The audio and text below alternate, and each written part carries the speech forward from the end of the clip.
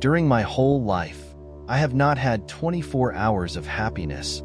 So said Prince Bismarck, one of the greatest statesmen of the 19th century. 83 years of wealth, fame, honors, power, influence, prosperity, and triumph. Years when he held an empire in his fingers, but not one day of happiness. Happiness is a great paradox in life. It can grow anywhere, survive under any circumstances. It doesn't depend on the environment. It comes from within. It is a reflection of the deep, inner life. Just like light and warmth show us the sun from which they come. Happiness is not about having things. It's about being at peace with yourself. It's not about owning. It's about enjoying. Happiness is the warm feeling of a heart that is at peace. A martyr, facing great suffering, might have a happiness that even a king on his throne could envy. A person creates their own happiness. It's the sweet scent of a life lived with strong values. What you have, you might depend on others for. But who you are, that's something only you control. What you get in life is just possession. What you reach, that is real growth. Happiness is the soul's deep joy, found in the things we can't touch or see. True happiness, the kind that is absolute and perfect, is impossible for us humans. If we ever had it, it would mean we've reached the very end of our journey, our destiny completely fulfilled. Happiness is paradoxical. It can exist alongside sorrow, struggle, and even poverty. It's the joy of the heart, rising above everything life throws at us. Happiness has many cousins, like gratification, satisfaction, contentment, and pleasure. They may seem like happiness, but they only mimic it, they don't truly create it. Gratification is the balance between our wants and what we have. It's never complete. It's being grateful for what we have, even when it's not everything we want. It's a mental joy, but it's more about the quality of what we get than the quantity.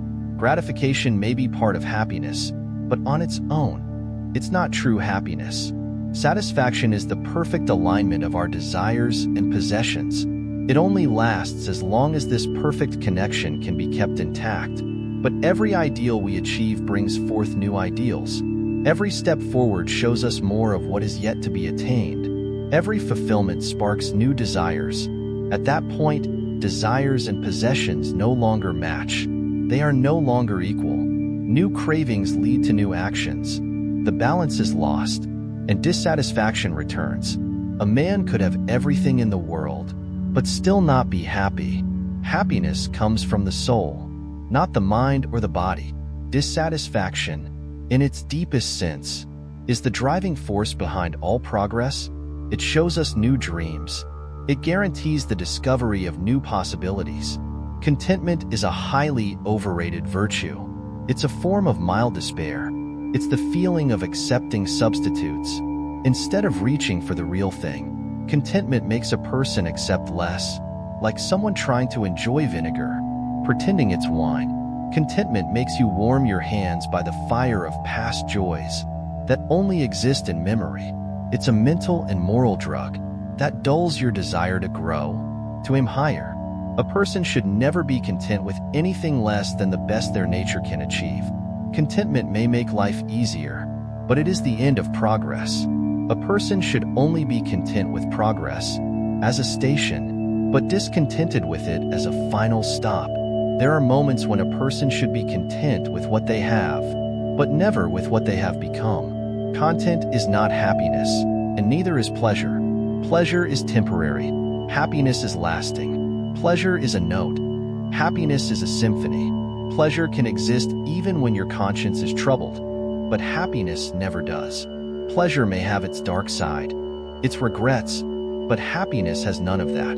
Man is the only creature capable of true happiness. Other beings can only experience faint echoes, weak imitations of happiness. Happiness is a peaceful balance between your life and the way you live.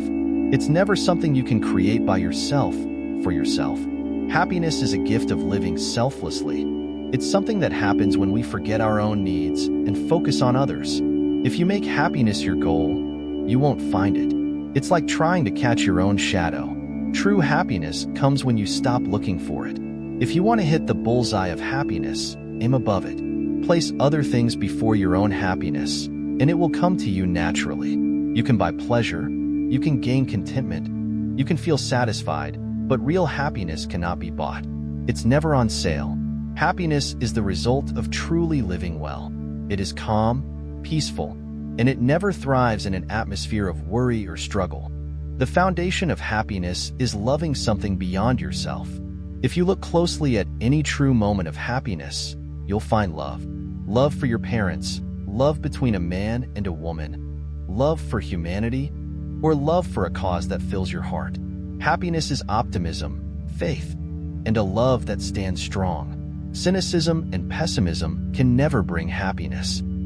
The key to happiness lies in consecration, concentration, conquest, and conscience. Consecration is dedicating your life to helping others, to a noble cause, to an unselfish ideal. Life is not something to just get through. It's something to rise up to. It's a privilege, not a punishment. Consecration places life's purpose higher than just making money. A person who is unselfish, kind, loving, tender, ready to help others, ready to ease the burden of those around him, and sometimes forget himself in the service of others, is on the right path to happiness.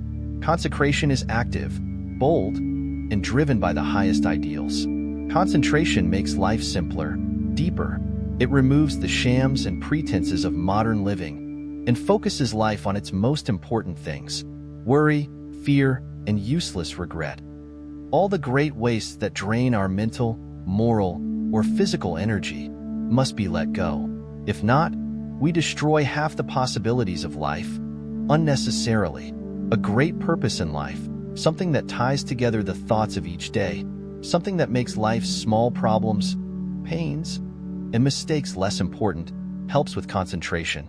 Soldiers in battle may forget their wounds, or even not feel them, because they're fighting for what they believe is right. Concentration makes a simple life dignified, and it can make a great life sublime. In morals, it's a shortcut to simplicity. It leads to doing what's right, for the sake of right, not for reward or strategy. It brings calm and peace to the individual, a calm that is the sunlight of happiness. Conquest is about overcoming bad habits, rising above challenges, and the feeling of triumph that comes from resisting the pull of the material world.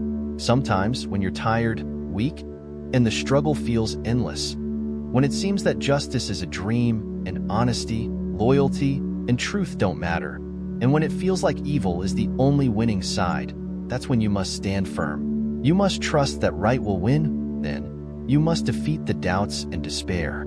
You must master yourself to master the world around you. This is conquest. This is what truly matters. Even a log can float with the current, but it takes a man to fight against a tide trying to drag him off course. When jealousy, petty attacks, and misunderstandings try to bring you down, rise above them. Be like a lighthouse that shines brightly, standing strong against the waves of a storm, fighting to stay steady. This is conquest. When you face the chance to gain fame, wealth, or success by sacrificing your honor or principles, and it doesn't even feel like a temptation, you've won. That too is conquest, and it's part of the royal road to happiness. Conscience, as your guide, will always lead to happiness. When you can sit alone with your conscience and feel its approval, without forcing or twisting the truth, you begin to understand true happiness. But be careful, your conscience must be pure, not twisted by past wrongs. The person trying to live a life of consecration, concentration, and conquest, doing the best they can with what they know, can always trust their conscience. They can ignore the noise of the world and hear the highest voice, their own conscience, speaking to them. Unhappiness comes from wanting to take, but happiness comes from wanting to give. True happiness has a touch of sorrow overcome, pain softened by time, and loss turned into love and compassion for others. If you set out for just one day to give happiness, to make life better, brighter, and sweeter for others, without thinking of yourself, you'll experience what true happiness is. The greatest heroes of the world, through many heroic acts, couldn't do as much good as someone who spends their life trying to make others happy every day. Each day should be about fresh resolutions, new strength, and renewed enthusiasm. Just for today could be the motto for many societies, united to make the world better through simple, constant acts of kindness and love. Happiness would come to them, not because they're trying to take it, but because they're focused on giving it.